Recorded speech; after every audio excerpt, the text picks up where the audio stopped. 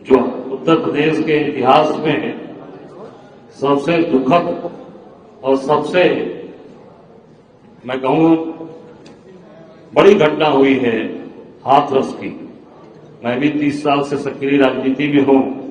इतनी बड़ी घटना आज तक मैंने न सुना है न देखा है। यहाँ पे हम सब लोग उस पर शोक व्यक्त करते हैं, दुखद करते हैं। मैं स्वयं कल वहां गया था, वहां जाके अस्पताल में गया, लोगों से मिला और जो वहां की जो सोखना है गांव है वहां गया, अनुसूचित बस्ती है और सब गरीब अनुसूचित जात के ही लोग उसमें उनकी मृत्यु हुई है। पूरी तरीके से कोई व्यवस्था नहीं की गई, उस पर कुछ नहीं किया गया। और जहां तक जानकारी आई वहां पे कि 80,000 का परमिशन उन्होंने लिया था और 2.5 लाख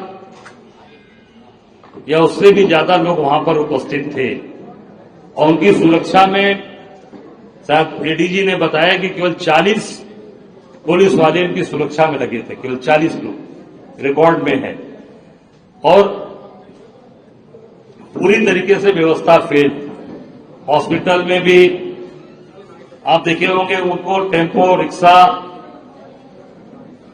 में भरकर ले जाया गया, एम्बुलेंस की कोई व्यवस्था नहीं की गई और जिलाधिकारी को इसकी जानकारी तक नहीं थी कि कार्यक्रम कैसे हो रहा और कैसे उसको परमिशन मिली है, क्या है, कुछ नहीं बता पाए।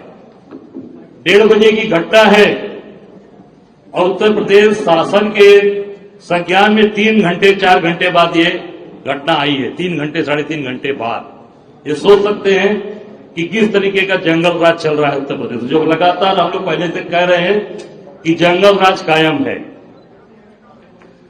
देखा आपने कि वहां पे लोग एम्बुलेंस बुला रहे थे और एम्बुलेंस फोन करते करते कोई फोन नहीं, एम्बुलेंस नहीं आई और एम्बुलेंस में भी घोटाला चल रहा है। एक आप ही लोगों ने दर्शाया कि एक ही नंबर से 30 बार फोन जाता है एक एम्बुलेंस के लिए, एक ही नंबर से केवल एम्बुलेंस बुलाई जाती है। ये रिकॉर्डेड है पूरा और ये इस तरह की फर्जीवाड़ा इसमें चल रहा है। पूरा का पूरा ये जो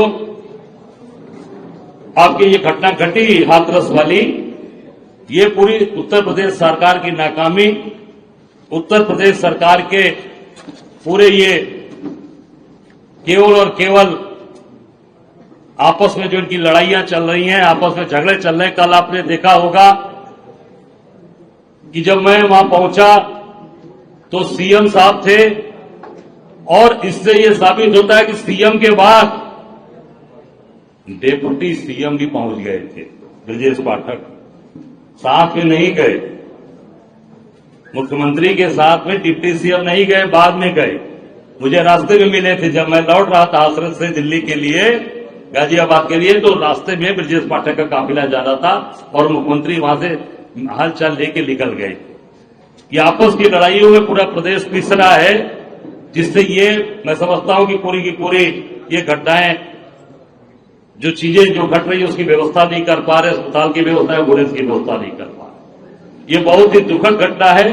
हम लोगों ने मांग किया था कल कि जो मृतक है उनको 1 करोड़ रुपए मुआवजा दिए जाए, एक नौकरी परिवार को, जो घायल है उनको 25 लाख रुपए दिए जाए और घायल जो मृतक की सूची बनाई गई है उसमें काफी कमियां हैं, उनको पूरी तरीके से फिर से जांच कराई जाए। क्योंकि वहां गांव में जब मैं सोखना गांव में गया था तो एक परिवार में 3 लोग मरे हैं।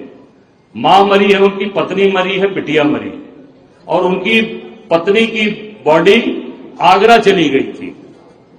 फिर एक आगे गया तो वहां एक महिला उसी गांव में, उसने कहा कि मेरी सास की डेड बॉडी अलीगढ़ चली गई थी।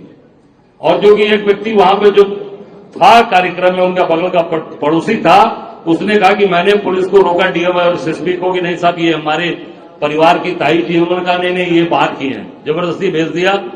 बाद में वो डेड बॉडी रात को वहां से आई। सोच सकते हैं कि कितनी इन्होंने विभत्स तरीके से चीजों को खराब करने का प्रयास किया और पूरी तरीके से ये जो उसके मेन बाबा है उनको किस तरीके से बचाया जा रहा है, किस तरीके से उनको सेव किया जा रहा है, उनका नाम तक नहीं आ रहा, सेवादारों का नाम आ रहा है और किसी उनको उसमें सेव किया जा रहा है। और न्यायिक जांच की हम लोगों ने मांग की है, न्यायिक जांच की मांग की है कि माननीय उच्च न्यायालय के सिटिंग न्यायाधीश से उसकी जांच कराई जाए, रिटायर्ड जज से नहीं, सिटिंग जज से जांच कराई जाए, ताकि वो उसमें न्याय उन गरीब लोगों को और सभी लोगों को मिल सके। और जो उसमें प्रशासन के लोग जिन्होंने वो उनको अनुमति दी है, वो अनुमति निश्चित तौर से कैसे दी है। हम लोग कोई अनुमति मांगते हैं कार्यक्रम का, आप देखिए मार्केटिंग हो जाएगी, तमाम तरीके से उसे बाधाएं उत्पन्न की जाएंगी और वहां पर उनका पूरा सपोर्ट किया जा रहा है। मैं समझता हूं कि ये पूरी तरीके से केवल और केवल सरकार के दबाव में सारी चीजें चल रही हैं। तो उन प्रशासनिक अधिकारियों को भी उसमें गिरफ्तार किया जाए, उनके खिलाफ भी मुकदमा दर्ज किया जाए जिन्होंने परमिशन दिया है। बिना शपथ पत्र, बिना एफिडेविट दिए उनको अगर दिया गया तो उनके खिलाफ कार्रवाई होनी चाहिए, ये हमारी मांग है।